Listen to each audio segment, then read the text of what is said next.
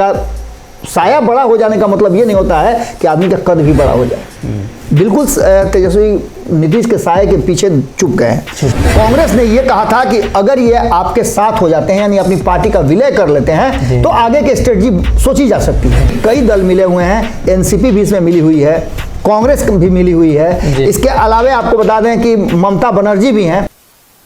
नमस्कार, भारत लाइव देख रहे हैं आप। बिहार में मेगा गठबंधन बनने को लेकर लगातार चर्चा हो रही है, लेकिन बिहार के बाहर एक मेगा गठबंधन बनने जा रहा है। दरअसल महागठबंधन बिहार में कार्यरत है। इस गठबंधन को देश स्तरीय बनाने की कोशिश नीतीश कर रहे हैं, लेकिन अब नीतीश के अलावा भी कई ऐसे नेता हैं जो मेगा गठबंधन बनाना चाहते हैं बिना नीतीश के। बाबा जानकारी लेंगे आखिर इसमें कौन कौन से लोग शामिल हैं। बाबा, इस मेगा गठबंधन को लेकर क्या चलता है, क्या विचार है आपका? क्या लगता है आने वाले दिनों में कुछ होने वाला है? देखिए सनी, सबसे पहले तो ये बहुत ज़रूरी है जानना कि बिहार की राजनीति किस करवट जा रही है। सबसे बड़ी बात यह है कि आखिर इसकी जरूरत क्यों पड़ी और क्यों तेजस्वी यादव से बार बार ये कहा जा रहा है कि नीतीश कुमार को छोड़िए आप। उनकी पार्टी के लोग भी अब कह रहे हैं और उनके शुभचिंतक भी इस बात को कह रहे हैं। यहाँ तक कि 2 सीटों के उपचुनाव हुए, तीसरे का चल रहा है। इसमें भी आप जाइए, जब चुनाव प्रचार में आप लोग गए ही हैं, तो आम जनता का कहना है कि तेजस्वी यादव ने अपने राजनीतिक जीवन की दूसरी सबसे बड़ी भूल की है। कितना बढ़िया था कि वो एक नेता के रूप में उभर कर सामने आ रहे थे और वहीं नीतीश कुमार के साया के नीचे जाकर के उनका साया बड़ा हो जाने का मतलब ये नहीं होता है कि आदमी का कद भी बड़ा हो जाए। बिल्कुल तेजस्वी नीतीश के साये के पीछे चुप गए हैं। ऐसी स्थिति में अब एक बड़ी बात सामने आ रही है कि क्या नीतीश कुमार तेजस्वी यादव को मुख्यमंत्री बनाएंगे तो नहीं बनाएंगे, ये कंफर्म हो गया। क्योंकि दिल्ली में जबरदस्त ढंग से मीटिंग चल रही है और दिल्ली की मीटिंग साफ बता रही है कि कहीं ना कहीं अब दोनों के बीच में जो दूरियां थी वो धीरे धीरे बढ़नी शुरू हो गई है। हम ये इस आधार पर कह रहे हैं कि आपने सुना होगा कि ये कहा जा रहा था कि दोनों पार्टियों का विलय हो जाएगा।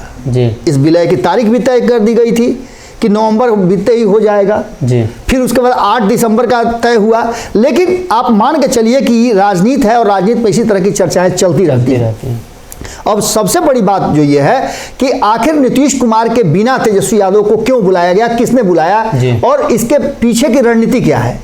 तो देखिए, देश में एक अलग तरह की राजनीति शुरू हो रही है और युवाओं को खास करके अगर देखा जाए तो वो अपनी राजनीति की एक अलग स्ट्रेटजी बना करके आगे बढ़ना चाहते हैं। और जितने भी युवा हैं वो अब जो पुराने नेता हैं उनको स्वीकार करने के लिए, उनका नेतृत्व स्वीकार करने के लिए उनसे मार्गदर्शन तो ले सकते हैं, क्योंकि नरेंद्र मोदी ने एक रास्ता दिखा दिया कि जो बुजुर्ग नेता हैं, वरिष्ठ नेता हैं, उनको आप मार्गदर्शन मंडल में रखिए और बाकी आप अपने से जो स्ट्रेटजी है उनसे राय मशवरा करते रहिए, लेकिन कीजिए वही जो वर्तमान कहता हूं। तेजस्वी यादव ने एक बहुत बड़ी गलती की, जिसके लिए आपको पता है कि लालू प्रसाद नाराज थे, अभी तक जगदानंद सिंह नाराज चल रहे हैं। पार्टी के नेताओं के बीच में असमंजस की स्थिति है कि आखिर क्या होगा। इसके साथ साथ अब तेजस्वी यादव को भी यह बात समझ में आने लगी है और देश भर में जो नीतीश कुमार ने एक प्रयास किया था विपक्षी एकता को एकजुट करने का, वो कहीं ना कहीं ध्वस्त हो गई है। इसके पीछे के कई कारण हैं। पहला तो दूर नहीं जाने की जरूरत है, आप सीधे चले जाइए। जो सबसे बड़ी पार्टी है, देश की सबसे पुरानी पार्टी है कांग्रेस, उसने तेजस्वी यादव के सामने नीतीश कुमार को इनकार कर दिया। लालू यादव वहां मौजूद थे और लालू यादव के सामने ही उन पर भरोसा नहीं है ये बात कह करके खारिज कर दिया। इसका सबसे बड़ा मतलब था कि हमने कई बार बोल चुके हैं कि उस समय कांग्रेस ने यह कहा था कि अगर ये आपके साथ हो जाते हैं यानी अपनी पार्टी का विलय कर लेते हैं तो आगे की स्ट्रेटजी सोची जा सकती है। इसके साथ साथ आप समझिए कि जब ये हरियाणा गए, हरियाणा में कौन ऐसा दल था जो रिनॉल्ड दल और रिनॉल्ड दल के वहां मुखिया या उसके जो प्रतिनिधि हैं वहां मौजूद थे? कोई नहीं था। नीतीश कुमार जब वहां गए, वहां जाकर के भी टाँय फीस हो गए और अपने मुख्य धारा से वो अलग निकले। इन सारी बातों के तरफ से इशारा हो रहा था कि नीतीश कुमार को राष्ट्रीय राजनीति में कोई भी नेता मानने के लिए तैयार नहीं है, क्योंकि नीतीश कुमार ने अपनी विश्वसनीयता है वो खो दी है।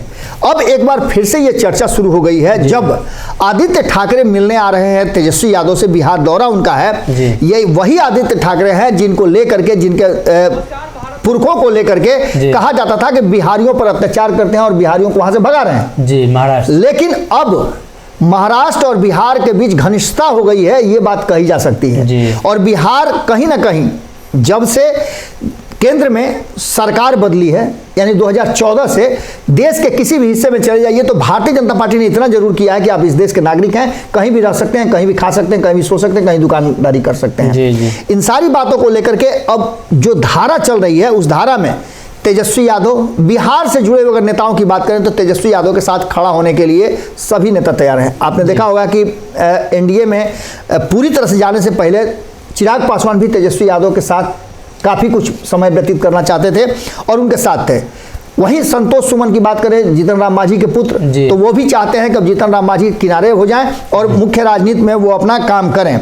इन सारी बातों को लेकर के जहां एक तरफ प्रशांत किशोर भी नीतीश कुमार के प्रबल विरोधियों में से है, वो भी अब चाह रहे हैं कि नीतीश कुमार का इतिश्री हो जाए और नीतीश कुमार आगे की रणनीति और राजनीति से अलग हो जाए। बात इतना ही नहीं है, इनके अलावे भी आप मुकेश सहनी की बात कर लें, वो भी तैयार है। नीतीश कुमार ने जिस तरह से उनके साथ छल किया, हाल फिलहाल में 2 सीटों के उपचुनाव थे, उनसे समर्थन तो ले लिया, लेकिन समर्थन देने की बात आई तो बैकफुट पर चले गए। जी जी।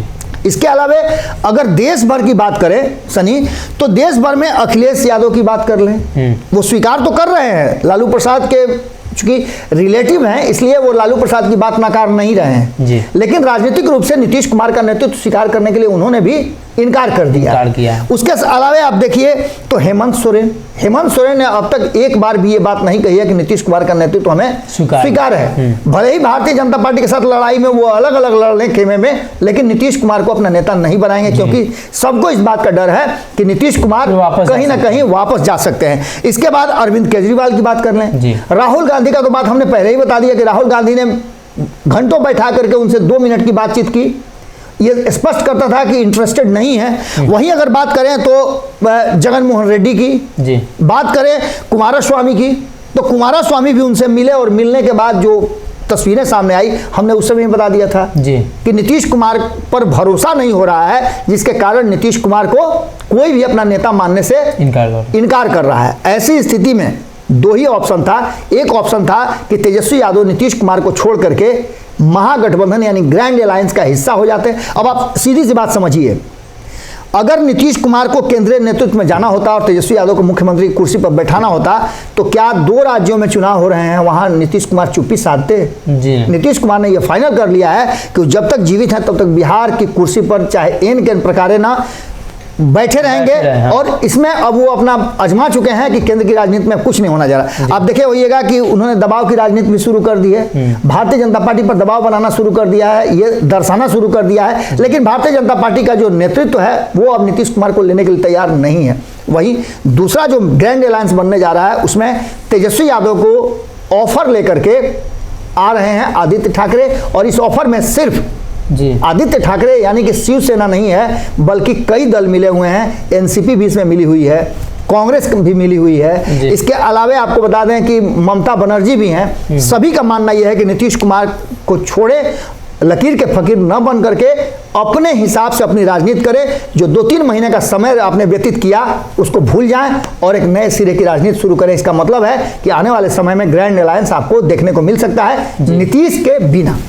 तो कहीं ना कहीं नीतीश के बिना जो देश के नेता हैं वो एक दूसरे से मुलाकात कर रहे हैं। अब तेजस्वी से मुलाकात आदित्य ठाकरे की, ये सारी कुछ बता रही हैं कि महाराष्ट्र की जो सियासत है उसका प्रभाव बिहार पर और बिहार की सियासत का प्रभाव महाराष्ट्र पर जरूर दिखाई देगा।